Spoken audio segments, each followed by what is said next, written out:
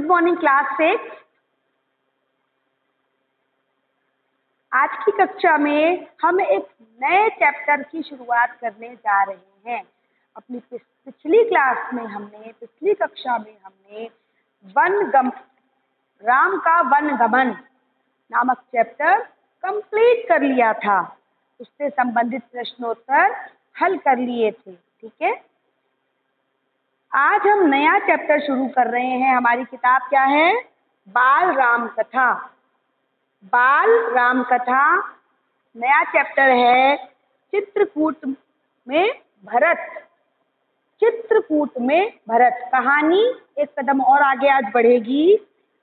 Page number 26, पृष्ठ संख्या 26। ठीक है, तो आज इसकी रीडिंग शुरू करते हैं। चित्रकूट में भरत। भरत केकय राज्य में थे। अपनी ननिहाल में अयोध्या की घटनाओं से सर्वथा अनभिज्ञ। ये किस समय का वर्णन? वो कहानी जहाँ हमने छोड़ी थी, कहाँ छोड़ी थी? राम वनगमन चले गए थे। पिछले अध्याय में कहानी यहीं पे छूटी थी। राम वन चले गए थे। महाराज दशरथ का निधन हो गया था, मृत्यु हो गई थी। और जो मंत्री थे हमारे, उन्होंने, मंत्री परिषद ने ये फैसला किया था कि राम को वापस शीघ्रातिशीघ्र अयोध्या बुलाया जाए।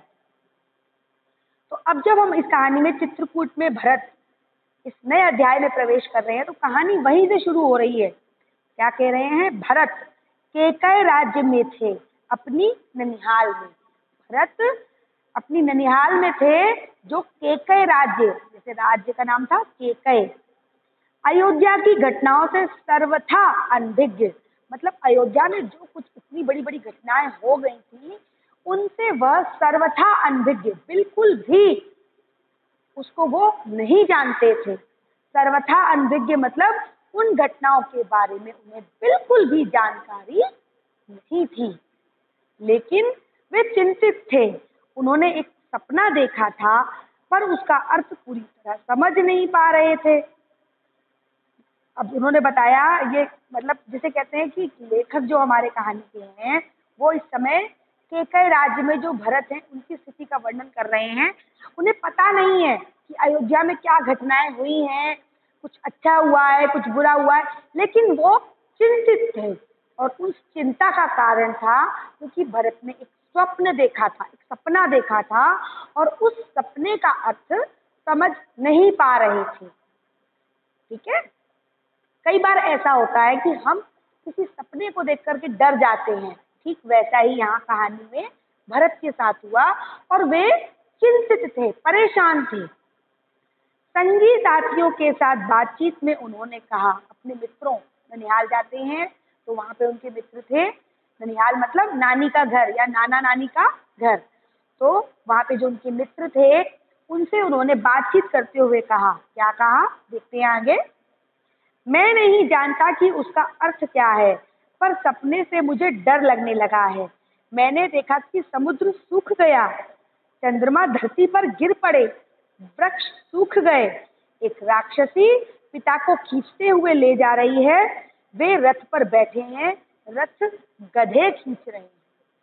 ये पूरा वाक्यांश जो है, उन्होंने अपने मित्रों से कहा। क्या कहा? कि मैं नहीं जानता कि इसका क्या अर्थ है, तो इसका क्या मतलब है, ये तो मुझे नहीं पता, लेकिन इस सपने से मुझे डर लग गया है। मैं डर गया हूँ इस सपने को देख करके। क्यों डर गया हूँ? कि मैंने देखा, बड़ी विचित्र घटनाएं देखी। उनके कहने का तात्पर्य है, बड़ी ही विचित्र घटनाएं देखी हैं कि समुद्र सूख गया है, जो कि संभव नहीं है। और सपने में ऐसा आया कि समुद्र सूख गया, चंद्रमा धरती पर गिर पड़ा, वृक्ष सूख गए, वृक्ष मतलब पेड़, पेड़ सूख गए, एक राक्षसी पिता को खींच कर ले जा रही है। मतलब एक राक्षसी पिता राजा दशरथ को खींच कर ले जा रही है। उन्होंने स्वप्न में देखा कि एक राक्षसी उनके पिता राजा दशरथ को खींचते हुए ले जा रही है। वे रथ पर बैठे हैं, यानी कि रथ पे बैठा के खींच के ले जा रही है, और रथ गधे खींच रहे हैं। ठीक है, रथ को घोड़े नहीं, गधे खींच रहे हैं।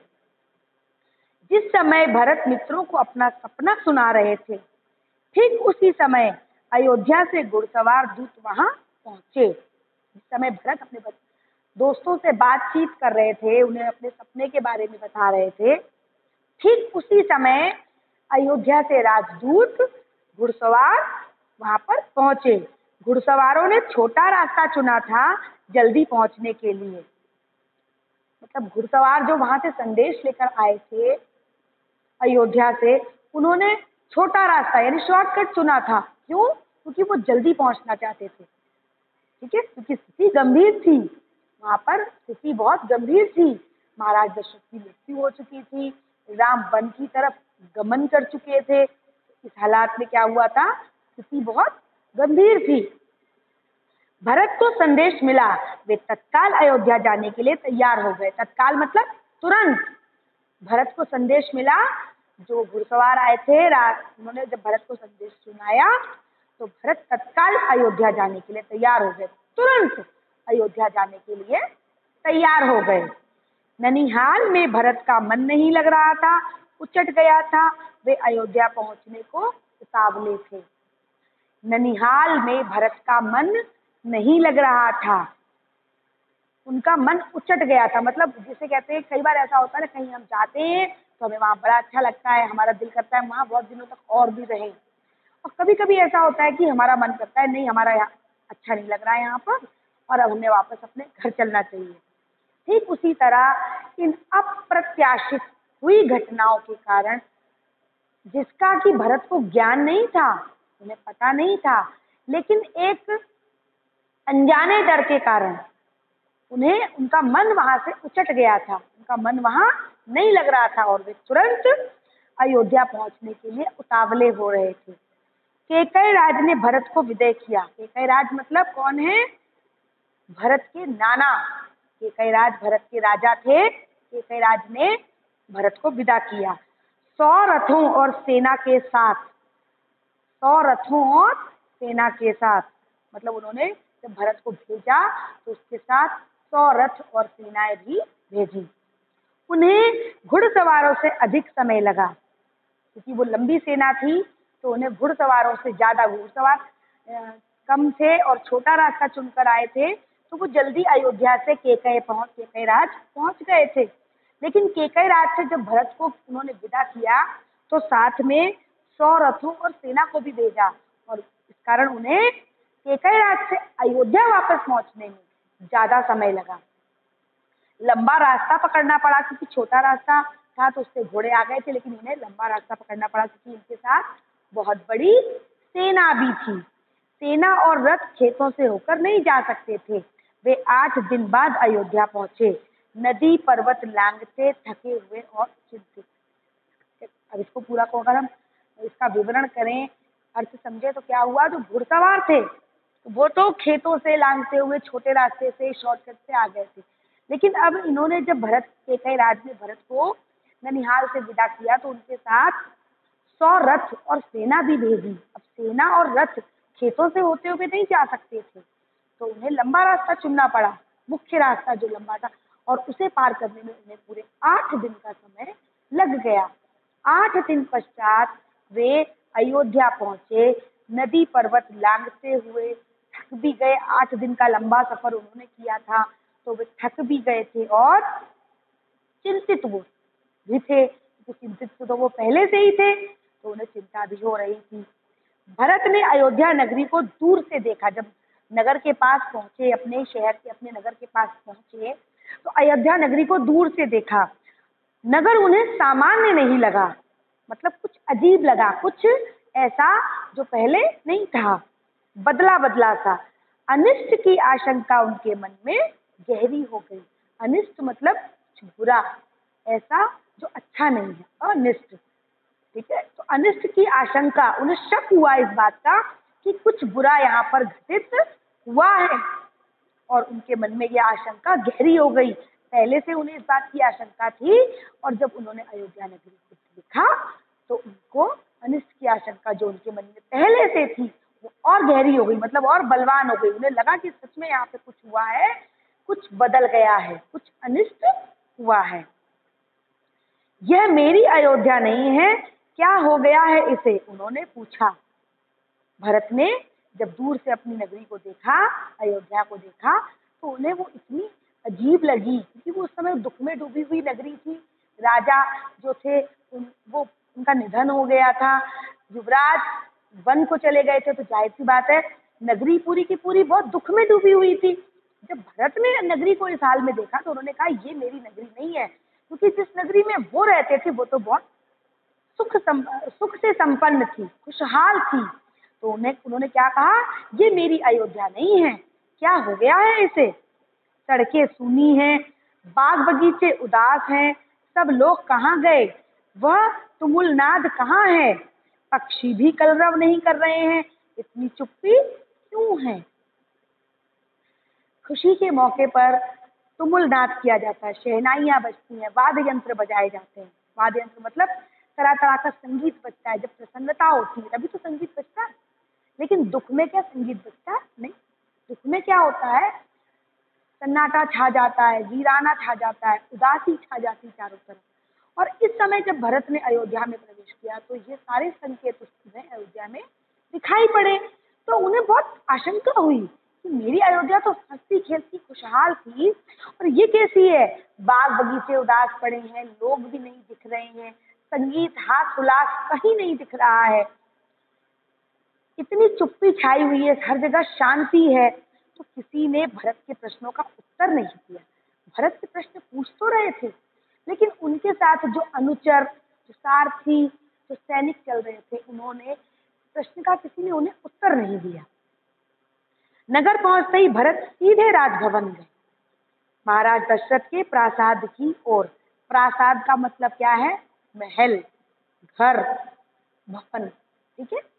महल, घर या भवन, प्रासाद मतलब। तो महाराज की वो बहुत बड़ा राज्य था, सबके अलग अलग घर थे, भवन थे। तो सबसे पहले वो राजभवन गए, महाराज दशरथ के भवन की तरफ। महाराज वहां नहीं थे, फिर वे कैकेयी के महल की ओर बढ़े। कैकेयी उनकी माता थी, कैकेयी के पुत्र थे। तो जब महाराज दशरथ उन्हें नहीं मिले तो वो कैकेयी के महल की ओर बढ़े। माँ ने आगे बढ़कर पुत्र को गले लगा लिया, परंतु भरत की आंखें पिता को ढूंढ रही थी। माँ ने आगे बढ़कर भरत को, अपने पुत्र को गले से लगाया जब उन्हें देखा, लेकिन जो भरत थे उनकी आंखें पिता को ढूंढ रही थी। उन्होंने माँ से पूछा,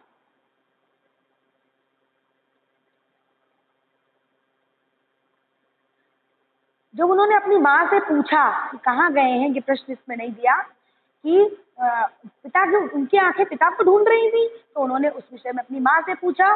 तो कैकेयी ने क्या जवाब दिया, पुत्र तुम्हारे पिता चले गए हैं, वहां जहां एक दिन हम सबको जाना है, उनका निधन हो गया है। भरत को जब ये बात उन्होंने बोली, जब वो ढूंढ रहे थे, उन्हें देखा, उन्हें माता को दिखाई पड़ा कि उनकी नजरें, उनकी दृष्टि तो पिता को ढूंढ रही है। तो माँ ने उन्हें ये सूचना दी, बताया कि पुत्र तुम्हारे पिता चले गए हैं, वहां जहाँ एक दिन हम सबको जाना है, उनका निधन हो गया, मतलब कि वे अब इस दुनिया में नहीं रहे। भरत ये सुनते ही शोक में डूब गए, दुखी हो गए, शोक में डूब गए और दुखी हो गए, पछाड़ खाकर गिर पड़े, मतलब विक्षिप्त हो गए। वो इस सदमे को बर्दाश्त न कर पाए, विलाप करने लगे, रोने लगे। माँ कैकेयी ने उन्हें उठाया, ढाढ़स बंधाया, मतलब उन्हें सांत्वना दी, धीरज दिया। ढाढ़स बनाया मतलब शांत रहने के लिए धीरज दिया। कहा, उठो पुत्र, यशस्वी कुमार शोक नहीं करते, तुम्हारा इस प्रकार दुखी होना उचित नहीं है, राज गुणों के विरुद्ध है, अपने को संभालो। क्या कह करके उन्हें ढाढ़स बंधाया कि तुम राज गुण, तुम्हारे अंदर राजगुण है, तुम एक राजकुमार हो, और राजकुमार को इस तरह से शोक करना, रोना शोभा नहीं देता। ये राजकुमार के ऊपर ऐसा अच्छा नहीं लगता, उन्हें अपने कर्तव्यों को निभाना होता है, तो उनके ऊपर ये शोभा नहीं देता। आप उठो और अपने कर्तव्यों को, यशस्वी हो तुम, और जो बहुत यशस्वी और वीर होते हैं वो इस तरह से शोक नहीं करते। ये जो तुम शोक कर रहे हो, ये एक युवराज के राजगुणों के विरुद्ध है, मतलब जो तुम जिस पद पे तुम हो, उस पद के गुण में जो गुण होने चाहिए, उस पद को धारण करने के लिए जो गुण होने चाहिए, वो गुण तुम्हारे ये व्यवहार तुम्हारा उन उसके विरुद्ध है। ठीक है, एक युवराज को ऐसा व्यवहार शोभा नहीं देता। अपने को संभालो, उन्होंने कहा कि खुद को संभालो, संभलो, इस तरह से भाव विवल होकर के दुखी ना हो। ठीक है, क्या से क्या हो गया, भरत ये मानकर चल रहे थे कि पिता राज्याभिषेक की तैयारियों में व्यस्त होंगे, सब कुछ उल्टा हो गया। क्या से क्या हो गया, भरत ने मतलब परेशान थे, उनके मन में कई प्रकार के प्रश्न उठ रहे थे। वो ये मान के चल रहे थे कि पिता राज्याभिषेक की तैयारियों में व्यस्त होंगे, सब कुछ उल्टा हो गया। फिर उन्होंने पूछा, उन्होंने मेरे लिए कोई संदेश दिया? भरत ने माँ से अपने पूछा कि उन्होंने मेरे लिए अंत समय में जब वे मरे, जब उनकी मृत्यु हुई, तो क्या उन्होंने मेरे लिए कोई संदेश दिया? माँ ने भरत ने जब माँ से पूछा तो उन्होंने उत्तर दिया, नहीं। अंतिम समय में उनके मुंह से केवल 3 शब्द निकले, हे राम, हे सीते, हे लक्ष्मण, तुम्हारे लिए कुछ नहीं कहा। भरत ने पूछा जब अपनी माँ से कि इस तरह से ये हो गया, इतना दुखद घटना हमारे राज परिवार में हुई, तो अंत समय में जब वे अपने प्राण त्याग रहे थे, तो क्या उन्होंने मेरे लिए, मैं यहाँ पे नहीं था, तो क्या मेरे लिए उन्होंने कोई संदेश दिया? बहुत उत्सुक होकर उन्होंने अपनी माँ से जब पूछा, तो कैकेयी ने उन्हें जवाब दिया कि नहीं, अंत समय में जब वे अपने प्राण त्याग रहे थे, उन्होंने केवल 3 शब्द बोले। पहला, हे राम, हे सीते, हे लक्ष्मण, तुम्हारे लिए कुछ नहीं कहा। उन्होंने ये भी कहा कि तुम्हारे लिए उन्होंने कुछ भी नहीं कहा। भरत व्याकुल थे, विकलता बढ़ती जा रही थी, वह तुरंत राम के पास जाना चाहते थे। अब इतना सुन करके वो और ज्यादा व्याकुल हो गए, परेशान हो गए, और उनकी व्याकुलता बराबर बढ़ रही थी, धीरे धीरे करके बराबर बढ़ती चली जा रही थी। उन्हें किसी भी तरह से ढांढस नहीं मिल रहा था, धीरज नहीं मिल रहा था, और वे तुरंत राम से मिलना चाहते थे। महाराज ने उन्हें वनवास दे दिया है 14 वर्ष के लिए, सीता और लक्ष्मण भी राम के साथ गए हैं। कैकेयी ने भरत का मन पढ़ते हुए कहा, वह जानती थी कि भरत यहाँ से सीधे राम के पास ही जाएंगे, क्योंकि भरत की व्याकुलता बढ़ रही थी, और इस बात को कैकेयी ने भांप लिया था, समझ लिया था। वो समझ गई थी कि अब जब ये इतनी बातें, इतनी मैंने भरत को बताई, इतनी बातें जब उन्हें पता चल गई, तो भरत सीधे राम के पास जाना चाहेंगे। इसलिए उन्होंने भरत के मन की बात को समझते हुए, भरत के मन की बात को समझते हुए भरत से कहा कि महाराज ने उन्हें वनवास दे दिया है 14 वर्ष के लिए। सीता और लक्ष्मण भी राम के साथ गए। उन्हें सूचना दी कि राम को उनके पिता ने वनवास दे दिया, और सीता और लक्ष्मण उनके साथ गई हैं। कैकेयी ने भरत का मन पढ़ते हुए कहा, और ये बात वो जानती थी, मतलब उन्हें पता था कि भरत यहाँ से सीधे राम से के पास ही जाएंगे। उनमें आपस में इतना प्रेम है कि सबसे पहले वो राम के पास ही जाएंगे। परंतु वनवास क्यों? भ्राता राम से कोई अपराध हुआ? यहाँ पे भरत ने प्रश्न किया, क्योंकि उन्हें पता था कि भरत पिता के सबसे प्रिय पुत्र हैं, और वनवास जैसा कठिन दंड अगर उन्होंने राम को दिया है, राम उनके सबसे प्रिय पुत्र हैं, और वनवास जैसा कठिन दंड जब उन्हें मिला है, तो क्या उन्होंने प्रश्न किया कि भ्राता राम, भ्राता का मतलब भाई, भैया, तो भाई राम से क्या कोई अपराध हुआ है? उन्होंने पूछा, जानना चाहा। राम ने कोई अपराध नहीं किया, महाराज ने उन्हें दंड भी नहीं दिया। इसके लिए मैंने महाराज दशरथ से प्रार्थना की थी, मुझे तुम्हारे हित में यही उचित लगा, मैं तुम्हारा अहित नहीं देख सकती। अब कैकेयी ने अपनी बात भरत के समक्ष, भरत के सामने रखी। बोला कि राम ने कोई अपराध नहीं किया था, राम ने कोई भी अपराध नहीं किया था, कोई गलती नहीं की थी, महाराज ने उन्हें दंड भी नहीं दिया है, वो वनवास गए हैं, वो कोई दंड नहीं है।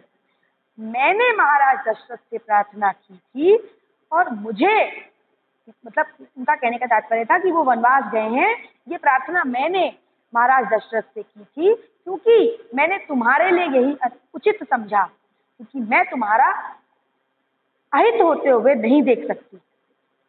कैकेयी ने कहा, वरदान की पूरी कथा सुनाते हुए उन्होंने कहा, उठो पुत्र, राजगद्दी संभालो, अयोध्या का निष्कंटक राज्य अब तुम्हारा है। उन्होंने इसके बाद जब भी सूचना उन्हें दी कि मैंने ही राम के लिए 2 वरदान मांगे थे, पहला भरत का राज्याभिषेक और दूसरा राम का वनवास, जैसा कि हम सभी जानते हैं। तो जब भरत को ये बात बताई और उसके बाद भरत से हो गया, कहने लगी, सारी कहानी सुनाई उन्होंने, राम के वनवास की, वरदान की, पिता की मृत्यु की, और उसके बाद भरत को बोली कि उठो पुत्र, राजगद्दी संभालो। राजगद्दी मतलब राज सिंहासन, यानी कि अयोध्या का राज्य संभालो। अयोध्या का निष्कंटक राज्य अब तुम्हारा है। निष्कंटक मतलब जिसके मार्ग में कोई बाधा ना हो। कंटक मतलब कांटा, बाधा जिसे कहते हैं, परेशानियां। और तुम्हारे राजगद्दी संभालने में, उनका कहने का तात्पर्य था कि तुम्हारे राजगद्दी संभालने में अब कोई बाधा नहीं है।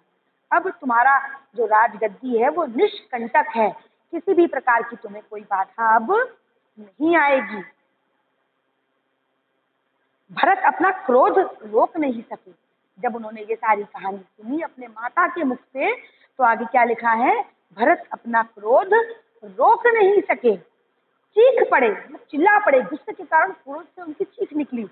यह तुमने क्या किया माते, ऐसा अनर्थ, घोर अपराध, अपराधिनी हो तुम, वन में तुम्हें जाना चाहिए था, राम को नहीं। मेरे लिए राज अर्थहीन है, पिता को खोकर, भाई से बिछड़कर, नहीं चाहिए मुझे ऐसा राज्य। यहाँ पर माता ने क्या बोला, भरत ने क्या बोला, जब उन्हें इतनी पूरी कहानी जब उन्होंने, उनकी माता ने उन्हें समझाई, सुनाई और कहा कि तुम्हारे हित में ये सब किया है, ये सारी बातें सुनकर भरत क्रोध से भर उठे, बहुत गुस्सा आया और गुस्से में वो चीखते हुए बोले कि तुमने ये क्या किया माते, मतलब माँ तुमने ये क्या कर दिया, ऐसा अनर्थ जो कभी ना, मतलब वो कार्य जिसका कोई अर्थ ना हो, जो नहीं होना चाहिए था, तुमने वो कर दिया। ये अपराध है, घोर अपराध, मतलब भयंकर पाप किया है तुमने, अपराधिनी हो, तुमने एक अपराध कर दिया है। वन में तुम्हें जाना चाहिए था, राम को नहीं, मतलब कि तुमने वो अपराध किया जिसके कारण वन में तो तुम्हें जाना चाहिए था दंड के रूप में, राम को नहीं। मेरे लिए यह राज अर्थहीन है।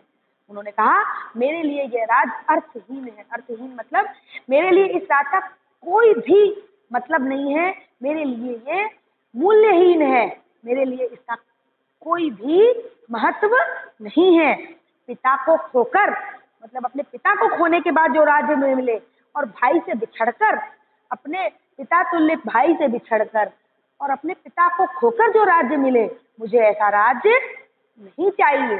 उन्होंने तुरंत राज्य को त्याग, मतलब राज्य लेने से मना कर दिया, बिल्कुल स्पष्ट मना कर दिया कि नहीं, मैं ऐसे राज्य को नहीं ले सकता, क्योंकि ये राज्य बहुत बड़ा, इस तरह से अगर मैं राज्य लेता हूँ तो ये बहुत बड़ा अपराध होगा, और माता आपने भी एक बहुत बड़ा अपराध किया है। कहने का तात्पर्य अगर हम इसको संक्षेप में बोले तो उन्होंने अपने माता के किए गए कामों की घोर निंदा करी और उसे गलत बताया और पूरी तरह से इस बात के विरोध में थे। ठीक है, आगे बढ़ते हैं। इस बीच मंत्रीगण सभा और सभासद भी वहां आ गए। जब ये बातचीत माता और भरत के बीच में, माता कैकेयी और भरत के बीच में चल रही थी, तो इसी बीच मंत्रीगण और सभासद भी वहीं आ गए उनसे मिलने। भरत बोलते रहे, तुमने पाप किया है माते, इतना साहस कहाँ से आया तुम में, किसने तुम्हारी बुद्धि भ्रष्ट की, उल्टा पाठ किसने पढ़ाया, यह अपराध अक्षम्य है, मतलब क्षमा करने योग्य भी नहीं है। अक्षम्य का मतलब, अक्षम्य मतलब जो क्षमा ही ना किया जा सके। हर गलती की सजा होती है या उसे क्षमा किया जा सकता है, लेकिन भरत के अनुसार कैकेयी ने जो कार्य किया था वो अक्षम्य था, मतलब उसकी कोई माफी भी नहीं थी, क्षमा नहीं किया जा सकता था।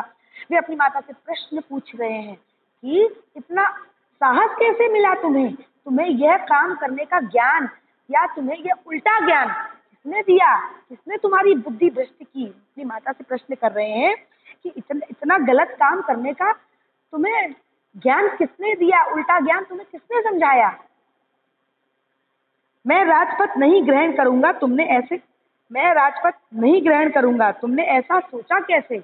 माँ से प्रश्न किया कि मैं ये राज्य नहीं ले सकता और तुमने ऐसा कैसे सोच लिया कि ये राज्य मैं ले लूंगा।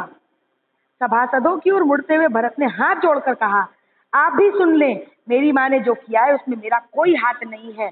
मैं राम की सौगंध खाकर कहता हूँ, उन्होंने सभासदों को वहीं पर जब देखा कि सभासद वहीं पर आ गए हैं, तो उनसे भी हाथ जोड़ करके उन्होंने कहा कि आप सभी सुन लें, मेरी माँ ने जो किया है मेरी उसमें सहमति नहीं है, यानी कि मैं उसके पक्ष में नहीं हूँ, मैं उसके साथ नहीं हूँ, और मैं किसी भी हाल में राजपद ग्रहण नहीं करूंगा। और इसके बाद उन्होंने कहा, मैं राम सौगंध खाकर कहता हूँ। सौगंध यानी शपथ, कसम।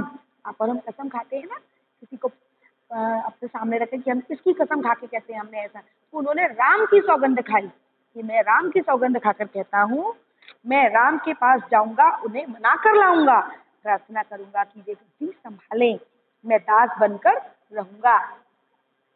उन्होंने कहा कि मैं राजपद किसी भी प्रकार नहीं ले सकता, मैं राम की सौगंध खा के कहता हूँ कि मैं स्वयं राम के पास जाऊंगा, उन्हें मनाऊंगा और उनसे कहूंगा वे राजगद्दी संभाले, यानी कि वे राजा बने, और मैं उनका दास बन के रहूंगा।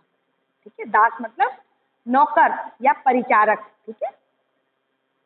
भरत बहुत उत्तेजित हो गए थे, स्वयं पर नियंत्रण नहीं रख सके, बोलते बोलते उनकी सांस उखड़ने लगी, वे चकराकर धरती पर गिर पड़े। ये सारा घटनाक्रम जब हुआ, माँ ने अपने वरदान वाली बात और राम के वन गमन की बात, राजा दशरथ की मृत्यु होने की बात बताई, तो और उसके बाद भरत ने जो भी प्रतिक्रिया उस अपनी माता के कहे पर दी, यानी कि जो भी उनको अपनी उनकी प्रतिक्रिया थी, इन सब बातों के बीच में भरत बहुत ज्यादा उत्तेजित हो गए और इतनी उत्तेजना उनकी बढ़ गई कि वे खुद पर नियंत्रण ना रख सके। क्रोध और दुख दोनों ही उस समय उनको था।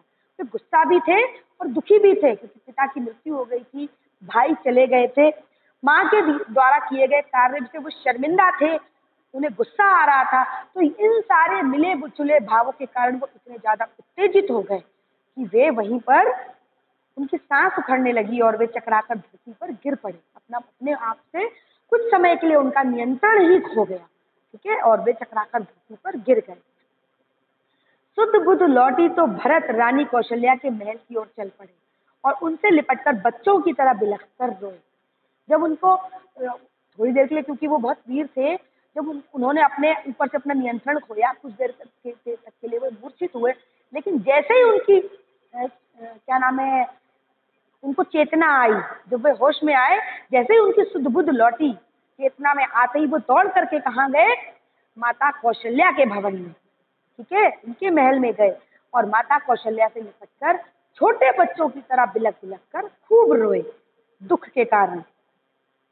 उनके चरणों में गिर पड़े। कौशल्या आहत थी। कौशल्या उनके एकमात्र पुत्र थे, जो कि वन भेज दिया गया था जिन्हें, और उनके पति की मृत्यु हो गई थी। वे आहत थी, मतलब उस समय वो दुखी थी। उन्हें लगा कि भरत भी उन्हीं के अपनी माँ के साथ होंगे। उन्होंने कहा, पुत्र तुम्हारी मनोकामना पूरी हुई, तुम जो चाहते थे हो गया, राम अब जंगल में है, अयोध्या का राज तुम्हारा है। मुझे बस एक दुख है, कैकेयी ने राज लेने का जो तरीका अपनाया वह अनुचित था। क्योंकि वो उस समय कुछ क्रोध में भी थी, तो उन्हें लगा कि भरत भी अपनी माँ कैकेयी के जैसे ही है, तो उन्होंने एक तरह से ताना मारा, कटाक्ष किया। क्या किया, क्या कहा, पुत्र तुम्हारी मनोकामना पूरी हुई। उन्होंने बोला, पुत्र तुम्हारी मनोकामना, मतलब उनका ऐसा सोचना था उस समय तक कि भरत भी यही चाहते हैं कि वे राजा बने। तो कहा, तुम्हारी मनोकामना पूरी हुई, तुम जो चाहते थे वो पूरा हो गया, राम जंगल में है, अयोध्या का राज अब तुम्हारा है। मुझे बस एक बात का दुख है। क्या दुख है, कैकेयी ने जो तरीका अपनाया वह अनुचित था, मतलब उन्होंने जो रास्ता अपनाया तुम्हें राजा बनाने के लिए वो अनुचित था, निर्मम था, मतलब उसमें कोई दया नहीं थी। तुम राज करो पुत्र, पर मुझ पर एक दया करो, मुझे मेरे राम के पास भिजवा दो। क्योंकि उनका एक ही पुत्र था और उन्हें पता था कि भरत अब राजा बनने वाले हैं, तो उन्होंने होने वाले भावी राजा से प्रार्थना की कि तुम राज करो पुत्र, मतलब तुम राजा बनो, मुझे उसमें कोई आपत्ति नहीं, मुझ पर एक दया करो, एक विनती है कि मुझे मेरे पुत्र राम के पास भिजवा दो, यानी कि मुझे वन में भेज दो, मुझे भी राम के पास भिजवा दो। भरत ने रानी कौशल्या से माफी मांगी, सफाई दी अपने प्रति, उन्होंने बताया, सफाई दी, रानी कैकेयी के व्यवहार पर ग्लानि व्यक्त की। उन्होंने पहले तो कौशल्या माता से क्षमा मांगी, माफी मांगी, सफाई दी अपने पक्ष में कि मैं रानी कैकेयी के पक्ष में नहीं हूँ, मैं उनके मत से बिल्कुल भी, उनके पक्ष में बिल्कुल भी नहीं हूँ। जो उन्होंने किया मैं उससे सहमत नहीं हूँ और उनके व्यवहार पर ग्लानि जताई। उन्हें बताया कि मुझे घृणा है उनके व्यवहार से, मैं इस व्यवहार को बिल्कुल पसंद नहीं करता उन्हें। ठीक है। कहा राम मेरे प्रिय अग्रज है। अग्रज मतलब बड़ा भाई। अग्रज का मतलब होता है बड़ा भाई।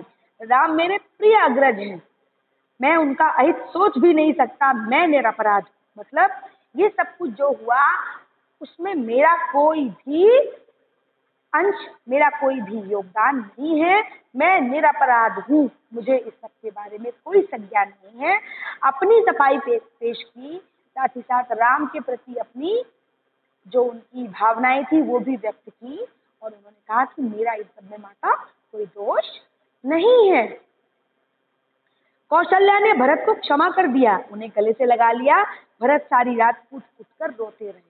जब कौशल्या माता ने भरत के ये सारे भाव सुने, उन्होंने देखा कि भरत ये बात कह रहे हैं कि उनका कोई दोष नहीं है और मैं इस सब से बिल्कुल भी सहमत नहीं हूँ, तो उन्होंने उन्हें तुरंत उन्हें क्षमा कर दिया और उन्हें अपने गले से लगा लिया।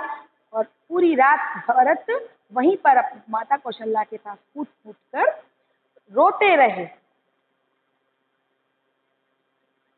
ये कहानी, आज वाला जो चैप्टर है काफी बड़ा है बेटा, तो इसे हम 2 भागों में पढ़ेंगे क्योंकि बहुत बड़ा है। इकट्ठा अगर हम पढ़ा देते हैं तो आप समझ नहीं पाते एक दिन में। आज हम पेज नंबर 28 में 2 कॉलम में चैप्टर है, पहला वाला कॉलम हमने कंप्लीट कर लिया है। ठीक है, यहाँ पर हम पहुंच गए हैं और यहीं पर आज हम इसको रोकते हैं। कल हम यहाँ से फिर रीडिंग स्टार्ट करेंगे, कहानी आगे बढ़ाएंगे। ठीक है, आज के लिए इतना ही पर्याप्त है। आज पढ़ाए गए प्रसंग से अगर कोई शब्द, कोई अर्थ, कोई घटनाक्रम आपको समझ में नहीं आया तो आप उससे पूछ सकते हैं। पृष्ठ संख्या 28 पेज नंबर 28 में हम कल स्टार्ट करेंगे रीडिंग। आज के लिए इतना ही पर्याप्त है। Thank you.